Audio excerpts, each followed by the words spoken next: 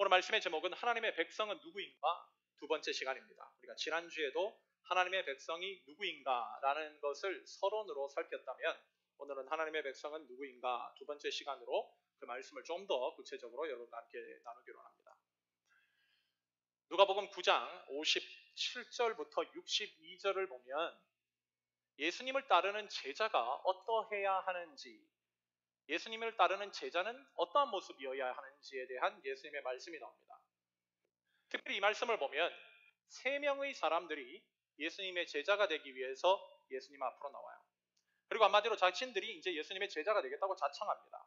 그런데 결론적으로 예수님은 너희는 내 제자로 합당치 않다라고 그들의 요청을 거절하고 맙니다. 왜 그러셨을까? 결론부터 말하면 그들의 삶의 우선순위에 문제가 있었기 때문입니다. 그들의 스토리를 보면 그들은 분명 예수님을 좋아하고 예수님을 믿고 또 예수님의 제자가 되어 예수님을 따르고자 한 사람입니다. 그럼에도 그들은 그들의 마음속 한켠에 내가 만약 예수님을 전적으로 따르면 잠잘 곳은 있을까? 내가 만약 예수님을 전적으로 따르면 내 부모를 제대로 못 섬기는 것은 아닐까?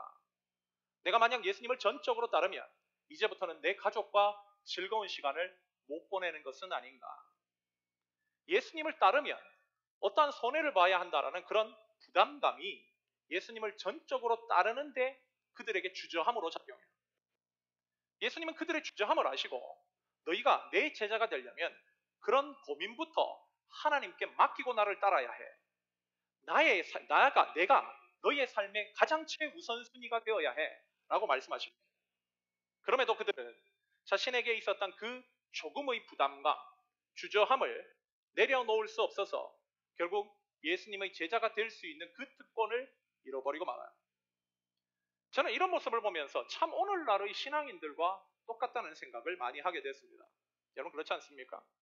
오늘날에도 말로는 예수님의 제자가 되고 싶다고 하면서도 우리의 마음속에 감출 수 없는 걱정들이 있습니다.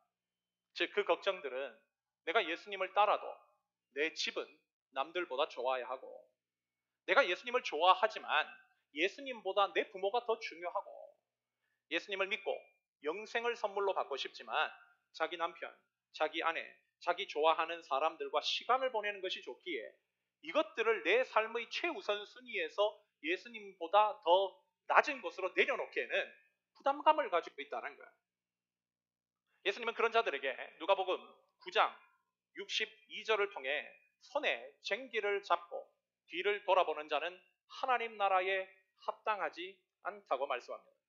즉 그런 사람들은 결국 작게 보이는 그 삶의 우선순위를 해결하지 못하기에 예수님의 제자가 되어도 하나님 나라를 향해서 전적으로 헌신할 수 없음을 예수님은 미리 아신 거예요. 그들은 자기 우선순위에 걸리지 않는 일에는 헌신하는 것처럼 보입니다. 그러나 결국 자기의 우선순위와 주님의 우선순위가 충돌할 때는 언제나 하나님보다 세상을 선택하고 자기 만족을 선택해요. 그런 면에서 예수님의 제자가 되고 영생을 선물로 받는 축복의 삶을 살기 위해서 반드시 필요한 것은 나의 삶의 최우선순위가 예수 그리스도께 있는지를 확인하는 것입니다. 우리는 베드로가 그렇게 어리석고 그렇게 충동적이고 겁쟁이인데도 불구하고 예수님의 수제자가 된 이유, 그렇게 예수님으로부터 많은 사랑을 받고 축복을 많이 받은 이유를 깊이 한번 이 시간 생각해 볼 필요가 있습니다. 베드로는 그런 사람이라 할지라도 예수님이 부르셨을 때 다른 어떤 것도 생각하지 않고 모든 것을 버리고 예수님을 따랐던 사람이에요.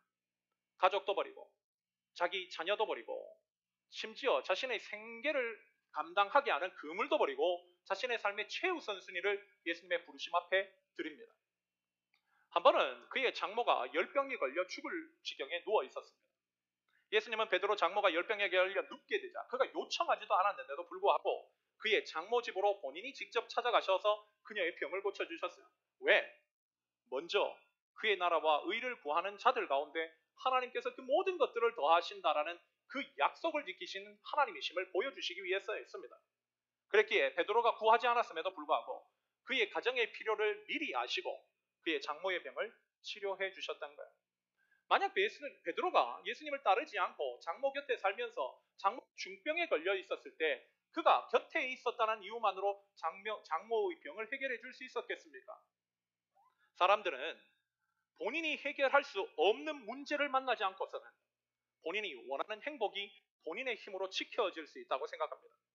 그러기에 예수님보다 자꾸 다른 것을 붙들려고 하고 세상과 하나님 사이에서 늘 고민하고 늘 줄다리기를 하다가 그러다 결론적으로 예수님보다 세상 것을 자꾸 선택하는 거예요. 그러다 진짜 큰 문제를 만나면 그제서야 울면서 난리법석을 칩니다. 여러분, 그런 믿음은 주님이 기뻐하시는 믿음도 예수님의 제자로 합당한 믿음도 아닙니다. 참된 믿음은 내 삶의 최우선순위가 예수 그리스도께 있는 거예요. 나의 삶의 최우선순위가 예수 그리스도, 그분이 나의 왕이시고 나의 하나님이시고 나의 삶의 모든 것이라고 고백하며 살아가는 것입니다. 하나님은 이렇게 삶의 최우선순위가 바르게 세워져 있는 사람만 주목하세요. 그리고 그 사람을 당신의 제자로 부르시고 그 사람을 축복하시며 그 사람에게 필요한 모든 것을 베푸시는 것입니다. 그러기에 우리는 오늘 이 말씀을 통해서 좀 진지해질 필요가 있다고 생각해요. 저도 이 말씀을 준비하면서 너무나 중요한 말씀이기에 한 주 동안 기도하면서 정말 고심 끝에 준비했습니다. 우리가 정말 이 자리에 앉아있지만 우리는 정말 하나님 나라의 백성인가? 정말 최우선순위가 하나님 중심에 있는 그런 하나님의 사람인가? 우리는 오늘 말씀을 통해서 반드시 점검해 보아야만 합니다. 왜냐하면 교회만 앉아있다고 되는 세상, 그냥 예수 믿는다고 착각하는 세상 속에서 우리 결국 속사람은 하나님 중심의 하나님 백성이 아닌데 결국 내가 이 자리에 있다는 이유로 함께 이렇게 신앙생활을 한다는 이유로 하나님의 백성으로 착각하며 살고 있는 것은 아닌가? 우리가 반드시 기억해야 될 것은 우리의 삶에 만약 하나님이 우리의 삶에 퍼스트로 계시다면 우리의 삶에 참된 자유와 평안과 기쁨이 있습니다. 그런 중심이 바른 자를 하나님께서 사용하셔서 하나님 나라의 백성으로 귀하게 들어 사용하신다는 것은 제론의 여지가 없는 것이죠.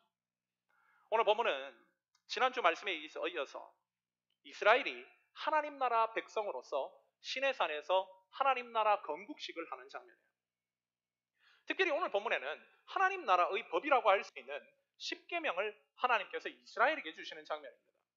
우리는 이미 나라의 구성 요소가 국민, 주권, 영토에 있다는 것을 알게 되었어요.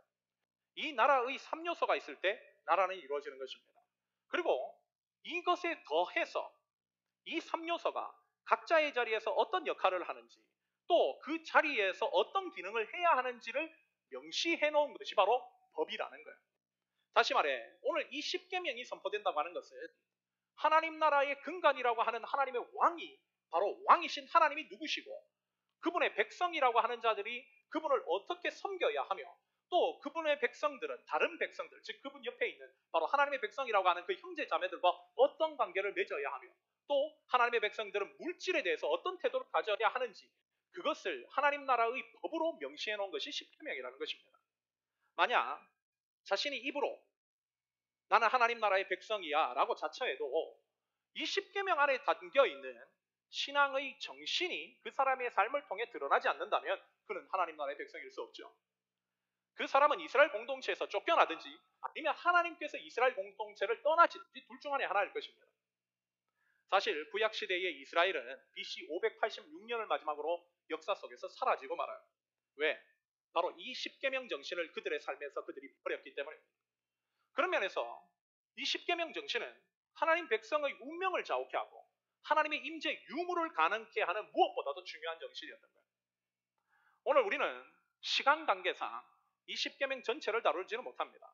오늘 이 시간에 저는 여러분들과 함께 이 10계명 정신이 가지고 있는 중요한 두 가지 정신을 함께 살펴보려고 해요. 저는 이것이 하나님 나라의 백성들이 반드시 가지고 있어야 할 중요한 두 가지 정신이라고 확신합니다.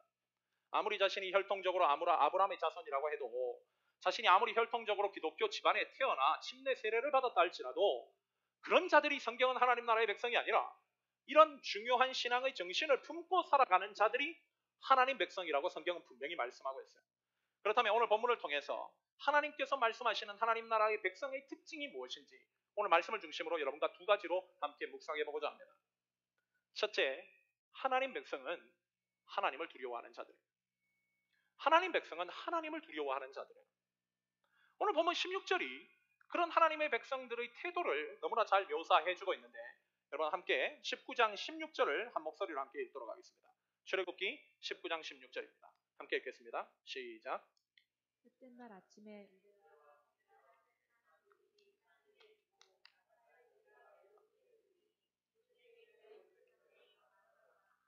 하나님이 이스라엘 백성들이 모여있는 시내산에 지금 임하셨어요. 그 광경이 얼마나 어마어마했던지 이스라엘 백성들 모두가 지금 다 두려워 떨었다고 말씀합니다. 이스라엘 백성들은 지금 처음으로 하나님의 임재를 가장 가까이서 경험하고 있어요. 그 하나님을 통해서 그들은 하나님이 너무나 두려운 분이라는 것을 깨닫게 되었습니다. 사실 이전까지 이스라엘 백성들이 두려워한 것은 하나님이 아니라 파라오였습니다. 그러나 지금까지와 또 오늘의 본문의 경험을 통해서 이스라엘 백성들은 이집트의 파라오가 두려워해야 될 대상이 아닌 바로 만군의 하나님 여호와가 자신들이 두려워해야 될 대상이라는 것을 깨닫게 됐다는 거예요. 여러분, 그런데요, 성경을 보면 이것이 성경을 통해서, 즉 하나님을 만난 자들에게 공통적으로 나타난다는 특징입니다. 성경은 끊임없이 우리가 가장 두려워해야 될 것은 세상이 아니라 하나님이라고 우리에게 말씀하고 있어요. 여러분, 하나님은요, 우리가 너무나도 편하게 들어와서 그렇지 너무나도 무서운 분입니다. 그런데도 우리 인간들은 하나님이 아닌 자꾸 다른 두려운 것을 두려워해요. 미래를 두려워하고, 직장 상사를 두려워하고, 병을 두려워하고, 빚을 두려워하고, 교통사고를 두려워합니다. 그러나 정말 우리가 하나님을 만나게 되면 이것은 하나님 앞에서 게임도 안 되는 것들이에요. 인간이 정말 두려워해야 될 것은 하나님의 진노이고 하나님의 심판입니다. 여러분, 지난주에 한번 보았던 쓰나미를 한번 보십시오. 그 일대가 쑥대밭이 되지 않습니까? 누군가는 인류의 마지막 전쟁인 핵전쟁을 두려워합니다. 그런데 그 역시도 하나님의 진노에 비하면 너무나도 작은 것이라는 거예요. 작은 것. 하나님의 진노가 임하면 모든 것이 한순간에 끝장나고 맙니다. 그래서 이제 이스라엘은 그 하나님의 임재를 자신들이 경험하면서 두려워 떨 수밖에 없었던 거예요. 하나님께서는 우리가 읽지는 않았지만 모세를 통해서 그 하나님을 섬기는 하나님의 백성들이 어떠한 자세를 가져야 하는지 출애굽기 20장 20절을 통해 이렇게 말씀합니다. 제가 읽겠습니다. 모세가 백성에게 이르되 두려워하지 말라. 하나님이 임하심은 너희를 시험하고 너희로 경외하여 범죄하지 않게 하려 하심이라. 이 말씀이 무슨 뜻인가요? 20절을 읽어보면 경외라는 말도 두려워하다라는 뜻이거든요. 그럼 앞에서는 두려워하지 말라 그러고 뒤에서는 두려워하라 그러고 이건 뭐 두려워하라는 겁니까? 두려워하지 말라는 것입니까?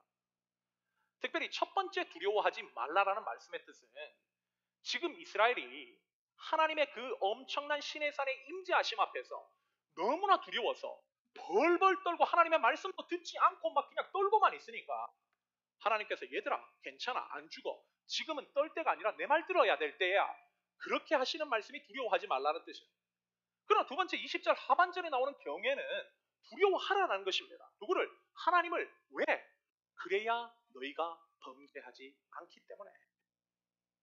너희들은 언제나 하나님을 향한 거룩한 두려움을 가지고 있어야 하나님을 경외하며 살 수 있다고 말씀하는 거예요. 즉 20절의 방점은 앞에 있는 것이 아니라 뒤에 있다는 것입니다.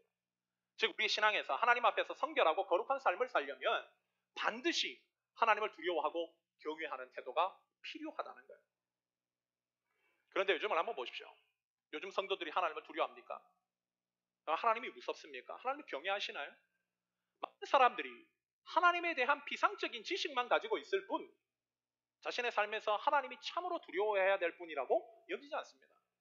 심지어 찬양에서도 제가 자주 하는 거잖아요. 자주 하는 말이잖아요. Jesus, you are my best friend. 서슴없이 예수 내 친구 이렇게 얘기해요. 물론 예수님이 본인의 말씀으로 요한복음에서 내가 너희의 친구가 되어줄게 라고 말씀하셨습니다. 그러나 그 말씀 없이도 이 지금 출애굽기에 하나님이 말씀하시는 것처럼 너희 내 말 들어야 돼. 너희 하나님의 임재하심 앞에서 베드로도 예수님의 임재하심 앞에서 너무나 두려워 떨면서 저에게 떠나서서 저는 죄인입니다 고백하지 않나요? 그렇게 두려워 떨어서 정작 들어야 할 하나님의 말씀을 못 들으니까 두려워하지 말라고 친근하게 말씀하시는 것이지 그것을 고지고대로 이해하고 그리고 예수님에게 어깨동무하면서 겸상하자고 하는 태도가 어디 여러분 성경에 나와 있는 신앙인의 태도인가요? 여러분 성경을 한번 보십시오. 우리가 잘 아는 믿음의 조상들 그들이 어떻게 경박한 태도로 하나님을 섬깁니까? 그들은 항상 자신이 가질 수 있는 최상의 두려움과 최상의 경외심을 가지고 하나님을 섬겨요. 그래서 복을 받은 것이죠. 그런데 저는 요즘 시대에 하나님을 우리와 좀 더 친밀하게 만들고자 하는 그런 시도로 만들어낸 천박한 신앙의 개념들로 인해서 우리 신앙에 반드시 있어야 할 하나님의 경외심이 사라지고 있다는 것에 너무 가슴 아픔을 느낍니다. 여러분 우리가 하나님의 백성으로 제대로 살려면 우리는 이것부터 우리 안에 고쳐 잡아야 된다는 거예요. 저는 요즘과 같은 쾌락주의, 향락주의, 이기주의, 황금 만능주의가 판을 씌고 있는 이 시대에 하나님 백성들 안에서 무엇보다도 급선무로 회복돼야 될 것은 바로 하나님을 향한 경외심이라고 확신합니다. 우리는 일상에서 죄를 짓고 있을 때 자꾸 우리가 알고 있는 하나님의 말씀에 대한 진리를 제끼고 억눌러버려요. 그리고는 이렇게 해도 괜찮아. 모두가 이렇게 하잖아. 하나님도 우리의 약함과 죄성을 아시지. 그냥 넘어가 주실 거야 라고 말하면서 하나님은 그렇게 생각도 안 하시는데 본인이 거짓 속에 자신을 숨기고 위로하면서 한두 번 죄를 저질러도 아무 일도 일어나지 않으니 그 죄악 속에 계속 자신을 숨깁니다. 여러분, 이것이 어떻게 믿음의 바른 삶이라고 얘기할 수 있어요? 물론 저는 여러분에게 매일매일 노이로제 걸린 것처럼 펄펄 떨면서 살아야 된다고 그렇게 얘기하는 것이 아닙니다. 우리가 하나님을 경외해야 되는 이유는 그 무엇보다도 중요한 이유 중 하나는 그렇게 하나님을 두려워하지 않고 지금처럼 막 살다가는 마지막 날 진짜 사시나무 떨듯이 벌벌 떨게 되는 날이 이를까봐 하는 두려움이라는 거예요. 이를까봐. 그런 불상사가 우리의 인생에 오지 않게 하기 위해서라도 지금부터 하나님을 향한 경외심이 회복돼야 된다는 거예요. 또 다른 하나는 바로 두려움으로 말미암아 하나님의 말씀이 들리기 때문에. 여러분, 오늘 이스라엘이 모여있는 시내산에 하나님이 임하셨습니다. 모두가 하나님의 임재 앞에 두려움을 떨었어요. 그러자 하나님은 말씀하셨습니다. 여러분, 이 순간에 이스라엘 백성들 중 어느 누구가 사사로운 잡담을 했을까요? 옆 사람하고 세상 얘기했을까요? 하나님의 말씀만 들리는 거예요. 무엇 때문에? 바로 그 경외심 때문에. 여러분, 이것이 우리가 무엇보다도 하나님을 경외해야 되는 근본적인 이유라는 거예요. 우리가 하나님을 경외하면 그제서야 매일매일 우리에게 말씀하시는 하나님의 말씀이 들리기 시작합니다. 그러면 우리의 인생이 달라지고 우리의 인생이 매일매일 새로워질 수 있는 것은 당연한 것이죠. 그렇게 살아가면 시간이 쌓일수록 마지막 날 심판대 앞에서 사시나무처럼 떨 필요가 없어지는 거예요. 그렇게 하나님을 향한 경외심이 회복하려면 무엇보다도 우리 스스로를 하나님 앞에 자꾸 노출시켜야 돼요. 하나님 앞에 갖고 나아가야 됩니다. 이스라엘 백성들이 시내산 앞에 섬으로 말미암아 그 하나님의 임재하심을 경험하게 되고 두려워 떨게 되고 하나님의 말씀을 듣게 되었듯이 우리도 하나님 앞에서 예배이든 말씀이든 기도이든 하나님 앞에 자꾸 우리 자신을 노출시켜야 돼요. 그때 하나님의 임재하시고 그 하나님의 임재하심이 다가올 때 우리 안에 잃어버렸던 하나님을 향한 경외심이 회복되어 하나님의 말씀을 집중할 수 있는 사람이 되게 만든다는 거. 여러분, 이것이 우리 모두가 하나님 나라의 백성으로서 범죄하지 않고 거룩하게 살 수 있다고 말씀하시는 오늘 본문이 주고 있는 첫 번째 메시지입니다. 둘째로, 하나님의 백성은 하나님 퍼스트로 살아가는 사람들. 하나님 퍼스트로 살아가는 사람. 하나님 세컨으로 살아가는 사람은 하나님 백성이 아닙니다. 하나님 퍼스트로 살아가는 사람이 하나님 백성이라는 거예요. 오늘 출애굽기 20장 8절부터 11절에 아주 중요한 말씀을 해요. 저는 이것이 십계명의 중심이 되는 말씀이라고 확신합니다. 오늘 그 말씀 한번 읽어볼 텐데요. 20장 8절, 9절, 10절, 11절 총 4절인데 우리 8절을 형제들이 읽고 9절을 자매들이 읽고 10절을 형제들이 읽고 11절을 또 자매들이 읽는 순으로 그 말씀을 격으로 함께 읽어가도록 하겠습니다. 먼저 형제들이 있습니다. 8절입니다. 시작. 안식일을 기억하여 거룩하게 지키라. 엿새 동안은 힘써 내 모든 일을 행할. 일곱째 날은 내 하나님 여호와의 안식일인즉 너나 내 아들이나 내 딸이나 내 남종이나 내 여종이나 내 가축이나 내 문 안에 머무는 객이라도 아무 일도 하지 말라. 이는 엿새 동안에 나 여호와가 하늘과 땅과 바다와 그 가운데 모든 것을 만들고 일곱째 날에 쉬었음이라. 그러므로 나 여호와가 안식일을 복되게 하여 그날을 거룩하게 하였느니라. 아멘. 아까도 말씀드렸지만 이 말씀은 안식일 개념입니다. 안식일 계명이에요. 특별히 이 안식일 계명은 10계명 전체에서 가장 긴 말씀입니다. 여러분, 1계명부터 10계명 가운데 4계명인 안식일 개념이 제일 길어요. 그 말은 안식일 개념이 그만큼 중요하다는 거예요. 그만큼. 특별히 이 안식일 계명, 명령, 이것은 당시 고대 근동 문화 가운데 이스라엘에게만 있는 독특한 것이었습니다. 당시 이 세계 어느 문명 가운데 안식이라는 개념이 없어요. 그냥 7일이면 7일 다 노동하는 것이 당시 사회의 모습이었습니다. 지금 누리고 있는 이 썬데이라고 하는 것, 주일이라고 하는 것 역시도 기독교 문화 때문에 생겨난 거예요. 어느 문명도 이런 문화를 만들어내지 못했습니다. 그런데 이 계명이 시작하는 것, 너무나 중요한 말씀이기에 이 계명이 시작하는 것부터 굉장한 말씀들을 하는데 이 계명이 시작하는 8절을 보면 제일 먼저 나오는 동사가 뭔가? 바로 기억하라라는 자카르라는 히브리어예요. 자카르. 이 자카르라는 말은 단순히 기억을 떠올리라는 것이 아니라 어떠한 사실을 기억함으로써 구체적으로 행동하고 실천하라는 거야. 마치 우리가 너무나 존경하는 생신에 초대받았다면 그 생신잔치에 갈 때 빈손으로 갈 수 없듯이 그날에 적합한 행동을 할 수 있도록 기억하고 행동하라는 거야. 또한 두 번째로 거룩하게 지키라라고 사용된 히브리어 단어가 우리가 자주 들었던 카도시라는 단어인데 이 뜻은 분리, 구별이라는 뜻이에요. 반드시 이날은 너희가 일주일 동안 살아가던 너희의 삶의 패턴대로 살아서는 안 된다는 거예요. 반드시 구별시켜놔야 된다는 거예요. 뭘 위해서? 내가 소중하게 생각하는 바로 나의 왕 되시는 하나님을 위해서. 즉 지난 날까지는 이 날을 내 육신을 위해서, 내 기쁨을 위해서, 내 즐거움을 위해서 사용했다면 이제는 하나님의 백성이 된다면 이 날을 반드시 따로 떨어뜨려 놔서 하나님만을 위해서 사용해야 된다는 거예요. 그러면 하나님을 위해서 사용하는 구체적인 실천이 뭔가? 여러분 그것이 바로 예배입니다. 예배. 하나님 백성이 된 자들은 일주일 중 하루는 반드시 하던 일을 멈추고 우리에게 은혜를 베풀어 주신 하나님을 기억하고 그 날을 지키고 하나님이 기뻐하시는 예배로 드린다. 그래서 너희 안에 하나님을 향한 경외심이 살아나고 남은 날도 거룩하게 살 수 있다. 여러분 이것이 하나님께서 계명 중심에 베풀어 주고 계시는 안식일 계명의 핵심이라는 거예요. 다시 말해 이 날은 이 목적대로만 사용해야 된다는 거예요. 이 목적대로. 저는 우리의 예배가 과연 하나님이 받으시는 예배, 하나님이 기뻐하시는 하나님을 향한 경외심이 회복되는 예배인지를 항상 질문해 봅니다. 그 이유는요, 예배는 그 교회가 가지고 있는 영적인 실체를 반영해요. 한마디로 어떤 교회가 예배를 드리는 모습을 보면 그 교회가 가지고 있는 영적인 수준을 진단해 볼 수 있어요. 다시 말해 한 교회가 가지고 있는 영적인 수준을 뛰어넘는 예배를 그 교회는 드릴 수 없다는 거예요. 반드시 그 교회의 수준이 맞는 예배밖에 못 드립니다. 오늘날 교회에서 예배 시작되기 10분 전부터 예배를 통해 반드시 만나야 할 하나님, 반드시 만나고 경외심을 회복하게 하시는 그 하나님을 만나기 위해서 그분과의 거룩한 만남을 사모하고 자신의 일주일 동안 거룩과 상관없이 살았던 몸과 영혼을 회개시키고 기도와 묵상으로 예배를 준비하는 사람들을 여러분 쉽게 발견할 수 있습니까? 오히려 사람들은 예배 시작을 마치 영화 시작하는 것을 기다리듯이 차이점을 알지 못하고 셀폰을 보든지 옆 사람과 잡담을 합니다.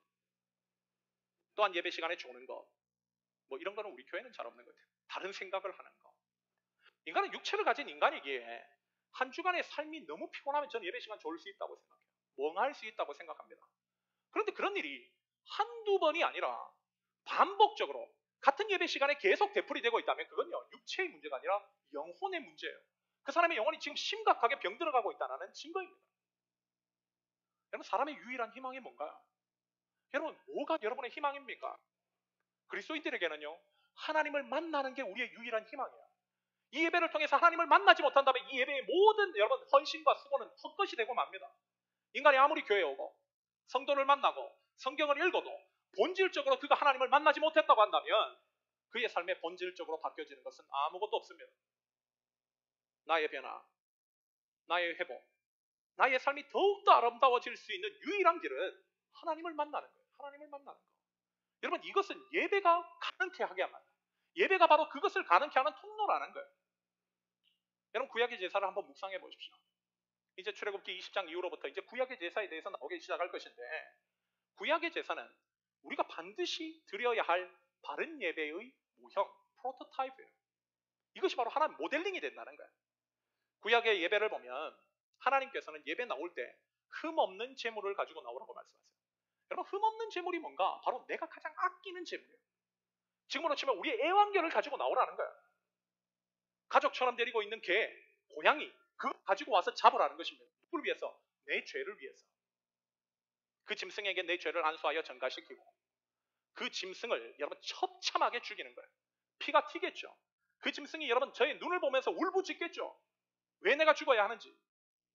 그 짐승의 피 흘림과 울부짖음과 여러분 불태워짐 속에서 자신의 죄에 대한 철저한 후회와 자각 그리고 하나님의 용서와 회복해 해주시는 그 하나님의 은혜를 경험하면서 여러분 그 모든 신앙의 정신이 회복되게 하는 게 구약의 제사예요. 그런데 당시 이스라엘 주변의 문화에서 여러분 신들에게 예배한다라는 개념이 어떤 개념인 줄 아세요? 이런 개념은 이스라엘밖에 없었습니다. 그들의 개념은 뭐냐? 바로 일종의 뇌물행위예요. 여러분, 이스라엘 주변에 있는 이방신들에게 여러분 경배하는 사람들은 오직 신들을 뇌물적 행위로 섬겼어요. 뇌물이 뭡니까? 뭔가 세상적인 이득을 얻기 위해서 힘 있는 자에게 와서 자기 좀 봐달라, 나쁜 짓 해도 눈 감아달라, 세상적으로 본인이 남들보다 더 행복하고 더 많고 더 유리하게 돌아가게 해달라, 그렇게 청탁을 하는 행위잖아요. 이방의 문화의 예배의 특징이 바로 이거였다는 거예요. 자신의 삶은 거룩하게 바꿀 생각은 전혀 없고 오직 세상적인 이득만을 얻기 위해서 본인의 불의한 제물로 신을 어루고 달래는 것. 그런데 여러분, 이스라엘 백성들이 나중에 구약 후기에 가면 이 사람들이 이 짓을 합니다. 하나님 앞에서. 그들은 자신의 이기적인 삶을 회개하여 하나님이 원하시는 공의와 정의는 행할 생각도 없고 오직 자신의 불의한 제물로 하나님을 어루고 달래서 세상적으로 복만 챙기려고 한다는 거예요. 이방 문화를 닮아갔다는 거예요. 특별히 이사야 1장을 보면 하나님은 그런 예배가 구역질 난다고 말씀하시고 정말 멸망시켜버리고 싶다고 얘기할 정도예요. 이스라엘 백성들, 자신이 하나님 나라의 백성으로 삼았던 그들을 멸망시켜버리고 싶을 정도로 분노가 일어난다고 말씀합니다. 간신히 참고 있다고 말씀하세요. 결국 이스라엘은 그 하나님의 인내도 오래 참으심도 결국은 이해하지 못하고 계속 죄를 짓다가 결국 멸망당하고 만 거예요. 우리가 반드시 기억해야 될 것은요, 하나님이 기뻐하시는 예배는 철저히 자기 죄에 대한 깨달음과 그 죄에 대한 철저한 후회와 회개, 다시 나에게 새로운 기회를 주시는 하나님 앞에서 하나님, 저 이제부터는 하나님 퍼스트로 살겠습니다. 제가 이렇게 죽을 죄인인데도 기회를 주시는 하나님 앞에 이제는 내 모든 것 내려놓고 예수 그리스도 퍼스트로 살겠습니다. 거룩한 제사장으로 살겠습니다. 여러분, 이것이 회복되고 실천되는 예배가 진짜 예배입니다. 그런데 오늘날 교회에서는 이런 회복의 모습을 참 발견하기 어렵습니다. 왜 그럴까요? 저도 이것을 고민하는 중에 깨달은 게 뭐냐, 요즘 제가 바울서신서를 묵상하는데요, 그 바울서신서의 디모데후서 3장을 보면 바울이 정확하게 지적을 하더라고요. 말세에 나타나는 현상이 있는데 가장 근본적인 현상이 뭔가? 첫 번째, 여러 카테고리를 얘기하는데 가장 먼저 나와요. 그게 뭔가? 자기 사랑입니다. I first라는 거예요. 예수 first가 아니라 I first. 내가 먼저, 내가 우선이라는 거예요. 그리스도인이라는 자들도 말세에는 하나님보다 자기 자신을 너무 사랑합니다. 특별히 디모데전서 3장 1, 2절을 한번 보십시오. 말세의 현상을 설명하기를 너는 이것을 알라. 말세에는 사람들이 가장 먼저 누굴 사랑한다? 자기를 사랑한다. 자기를. 그래서 돈을 사랑하는 거고요. 그래서 쾌락을 사랑하는 거고요. 그래서 유흥을 즐기는 거예요. 왜? 내 자신이 너무나 사랑스럽기 때문에. 내가 너무 좋기 때문에. 교회 다니는 사람들도 예수 퍼스트로 살지 않는다는 것입니다. 우리 교회 슬로건이 More of Christ, Less of Me인데 이건 역시도 결국 궁극적으로는 예수 퍼스트로 살자는 거잖아요. 그런데 말세에는 예수님을 믿는다고 하는 자들도 이렇게 안 산다는 거예요. 이렇게 안 산다는 거예요. 여러분 어떠세요? 여러분 예수 퍼스트로 사십니까? 하나님 퍼스트에? 여러분 정말 이 얘기하기 전에 오해하지 마십시오. 정말 저는 여러분에게 영적인 아비의 심정으로 지금 얘기를 합니다. 저도 이걸 할 때 기도를 하면서 많은 고민을 했어요. 제 지난주에 아직도 우리 안에 예수 퍼스트가 아니다, 예수 퍼스트가 그렇게 회복되어 있는 것이 아니다, 이런 생각이 갑자기 들었습니다. 한주간 묵상을 하는데 하나님 말씀을 주신 게 바로 그 디모데후서 3장 말씀이었거든요. 그 고민 중에서 개인적으로 큐티하는데 하나님 그 말씀을 주셨어요. 그게 뭐냐면 바로 새 성경 공부 시간입니다. 여러분 그건 역시도 우리가 일주일에 주일 하루만으로 살 수 없기 때문에 우리가 하나님께서 우리를 구원해 주신 것은 우리의 만족과 우리의 이익과 우리의 어떤 천국 티켓을 위한 것이 아니라 이 땅에 남아서 거룩한 제사장으로 살기 위해서 하나님께서 우리를 부르신 것을 믿잖아요. 근데 일주일 한 번 드리는 그 한 시간의 예배를 통해서 일주일 167시간의 남은 시간을 살아갈 힘이 없기 때문에 그날 역시도 하나님 앞에 거룩하게 구별해 드린 날 아닌가요? 그런데도 우리가 보면요, 이런 연례 행사, 뭐 인디펜던스 데이든 땡스기빙이든 미국 사람들이 자기 중심으로 누리는 날이 끼어 있으면 그런 날에는요 여전히 예수 퍼스트보다는 I 퍼스트입니다. 물론 나에게 육체적인 힘이 필요하고 너무 피곤하니까 주님의 나라를 위해서 그 힘을 통해서 더 헌신할 수 있다면 저 그럴 수 있다고 생각해요. 전 율법주의로 얘기하는 것이 아닙니다. 그런데 항상 그런 날이 오면 예수 퍼스트보다 I 퍼스트라면 그 문제 있는 거 아닌가요? 우리 안에 그것이 자기 우상 숭배 아닌가요? 그것이 여행이든 나의 쉼이든 어떠한 것이든 간에 하나님과 결국 충돌할 때에 그것을 내려놓지 못하는 I 퍼스트가 있다라는 거 아닌가요? 결국 그렇게 쉬워도 그 후에도 또 이런 부분에 문제가 생기면 그 사람은 여전히 나의 만족과 나의 기쁨을 먼저 선택합니다. 왜? 바로 인간에게 있는 근본적인 문제. 말세에 나타나는 인간의 공통적인 현상, 바로 자기를 숭배하는 우상 숭배, I first가 있기 때문에. 여러분, 우리가 지금까지 공부한 내용이 뭡니까? 하나님이 여러분에게 말씀하신 내용이 뭐예요? 왜 하나님께서 우리에게 그 말씀을 주셨을까요? 바로 우리를 구원하신 이유가 다른 데 있지 않다는 거예요. 바로 거룩한 제사장으로 우리를 세우고 싶다는 겁니다. 거룩한 제사장으로. 이것은 우리의 삶의 가장 우선순위가 내 직장, 내 가족, 내 미래를 위한 어떤 노력이 아니라 그것을 하지 말라는 게 아니에요. 그것이 퍼스트는 아니라는 거예요.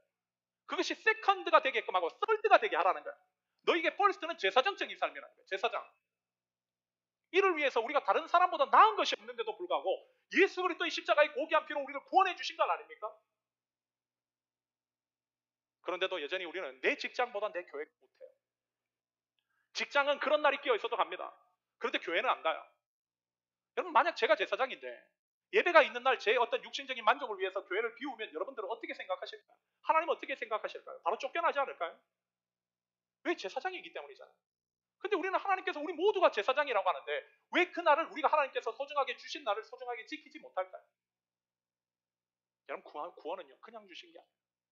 여러분, 하나님이요 아까 여러분 애완견 할 때 여러분 눈빛을 봤습니다. 얼마나 여러분 안치어요. 여러분, 예수님은 그보다 못합니까? 여러분 걔보다도 예수님 못하세요? 그렇게 소중하게 생각하시는 예수님이 나를 위해서 십자가에 대신 피 흘려 돌아가셨는데 왜 우리는 예수님을 향해서 그렇게 우리의 삶을 드리지 못하고 있을까요?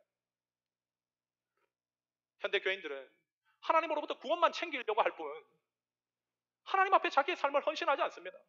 마치 자기의 시간을 하나님 앞에 동량제다리시 남는 시간에만 헌신할 뿐이지 가장 중요한 시간은 아끼고 보호하고 쓰지는 않아요. 언제나 내가 좋아하는 영역에서는 예수 펄스가 아니에요. 이번 주 한 형제를 만났는데 이 형제는요 월요일부터 주일까지 월화를 제외하고 자기 시간을 다 주님께 드리고 있더라고요. 정말 여러분 다 하나님 앞에 자기 쉬는 시간까지도 어떻게 하든 쪼개서라도 하나님 기뻐하시는 거 해야겠지. 그렇게 살아야지. 여러분, 이게 바로 예수 퍼스트 정신 아닙니까? 물론 우리 모두가 이 정도까지 하면 하나님 얼마나 기뻐하실까요? 이 정도까지는 아니라도 어떤 사람은 말은 주님 믿는다고 자신의 삶에 예수 퍼스트라고 얘기하고 하나님 나라를 위해서 내가 바르게 살고 싶다고 말은 하는데 주일 외에 자기가 정해놓은 시간 외에 하나님 나라를 위해서 뭔가 더 일을 하자고 하면 여러분 얼굴 표정부터 달라집니다. 자기가 정해놓은 시간을 초과해서 뭔가 하나님 나라를 위해서 우리가 더 헌신하자고 하면 마치 직장에서 오버타임을 페이 없이 일하는 것처럼 그런 표정을 지어요. 굉장히 부담스럽게 얘기합니다. 이건 뭘 얘기하는 걸까요? 예수 퍼스트입니까? 이래놓고 나중에 하나님의 심판대 앞에서 어떻게 보면 헌신한 사람들보다 같은 교회보다 내가 더 큰 상급을 받아야지, 칭찬받아야지, 이게 요행 아닌가요? 여러분, 구약시대의 제사를 여러분이 참여했다고 한번 생각해 보십시오. 정상적인 사람이라면 내가 아끼는 짐승이 그렇게 피 터져나가게 죽어가고 있는 현장 속에서 사실은 내가 죄를 대신해야 할 죄인인데 죄가 나를 대신하여 죽구나. 하나님의 용서의 은혜가 아니고 어떻게 이 자리에 있단 말인가. 하나님 붙들며 하나님 중심으로 살지 않으면 내게 희망이 없구나. 울부짖으면서 회개했겠습니까? 그런데도 오늘날 그리스도인들이라고 하는 자들은 예수 그리스도의 십자가의 중심이 내 개 죽는 것보다 못합니다. 그런 깊은 가족에도 없어요. 왜? 교회를 다니고 말씀은 듣지만 나와 함께 나를 구원하신 예수님과의 친밀한 관계가 없는 거예요. 친밀한 관계가.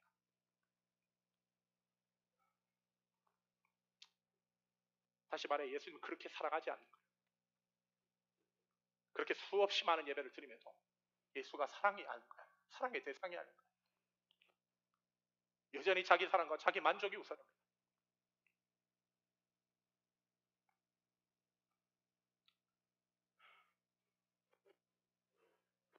그럼 하나님은 오늘도 우리에게 말씀하세요. 오늘도 우리에게 말씀하십니다. 희망을 걸고 말씀하세요. 우리를 희망을 품고 계신 상대로 여겨주신다는 것 자체가 너무 감사합니다. 너희는 예수 퍼스트가 될 수 있잖아. 너희 받은 은혜가 있잖아. 내가 너희를 부른 이유가 그거잖아. 너희는 이해할 수 있잖아. 너희는 그렇게 살 수 있잖아. 그 희망을 가지고 말씀하세요. 우리 인생의 모든 문제는 내 직장에 변변치 못하거나 내가 열등하게 태어났기 때문이거나 내 신분이 없기 때문이거나 내게 남자와 여자가 없기 때문이거나 내 가정 형편이 못났기 때문이 아니라 우리의 인생의 모든 영역에서 예수님 퍼스트가 아니기 때문입니다. 제가 믿는 하나님은 먼저 그의 나라와 의를 구하면 모든 것을 더해 주시는 하나님임을 저는 확신해요. 여러분 그 약속하신 하나님입니다. 여러분 그 하나님 믿으십니까? 그 하나님 사랑하십니까? 어쩌면 여러분이 교회에서 구하는 것들이 예수님을 믿고 있음에도 불구하고 기도함에도 나에게 안 주어지는 것은 내 속사람이 여전히 예수 퍼스트가 아니고 아이 퍼스트이기 때문이지 않습니까? 그러기에 그것을 구하는 대로 하나님이 주시면 기회가 있을 때마다 그 사람은 아이 퍼스트로 살아갈 것이기 때문에 여행 가고 놀러 가고 뭐든지 자기 육신이 원하는 대로 할 것이기 때문에 그것을 하나님이 홀드하고 계신 것은 아닐까요? 우리는 지금 이 자리에서 우리의 삶 속에서 하나님과 말씀과 예배를 통해서 예수 퍼스트라는 하나님 퍼스트라는 정신이 회복되고 있는지를 속히 돌아봐야만 합니다. 살아있는 예배는 우리의 삶에 이 정신을 회복시켜요. 그리고 강렬하게 만듭니다. 한번 생각해 보십시오. 오늘 우리는 우리 교회의 예배 속에서 우리의 예배 속에서 예배를 마치고 저 문 밖을 나가는 사람들의 모습 속에서 오늘부터 나는 예수님 퍼스트로 살아 세상을 변화시키는 주님의 강력한 제사장으로 살아가겠다고 결단하며 나가는 그런 불꽃과 같은 눈빛의 성도들을 발견할 수 있습니까?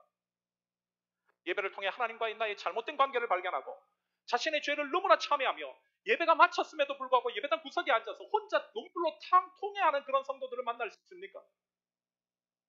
예배를 통해서 자신의 가슴이 진리의 말씀으로 충만해져 험악한 세상을 이길 힘을 공급받고 예배에 오기 전에는 폐잔병 같았으나 나갈 때는 정말 주의 강력한 군사로 회복되어 나가는 그런 신령한 군사들을 우리는 예배를 통해서 발견할 수 있습니까? 아, 주님 정말 제가 잘못 살았습니다. 제가 정말 잘못 살았네요. 이 말씀을 시작으로 받은 말씀을 따라서 어두운 세상에 빛을 비추는 주의 제사장으로 살겠습니다. 자기 볼에 흐르는 눈물을 자신의 주먹으로 훔치면서 결단으로 새로운 각오의 눈빛으로 불타오르는 그런 성도를 우리 교회는 만날 수 있습니까? 만약 이런 것이 없다면 우리는 여전히 예수 퍼스트가 아닐까요? 우리는 나와서 개척을 한다고 이렇게 이 자리에 앉아 있었던 남들보다 뭔가 낫다라고 생각하고 있을지 모르지만 여전히 우리는 자기라고 하는 우상 숭배를 하고 있는 사람들입니다. 오늘날 교회에 만나는 사람들은 예배가 끝나면 이제 끝났다 라는 안도의 한숨으로 행복한 얼굴 표정을 짓습니다.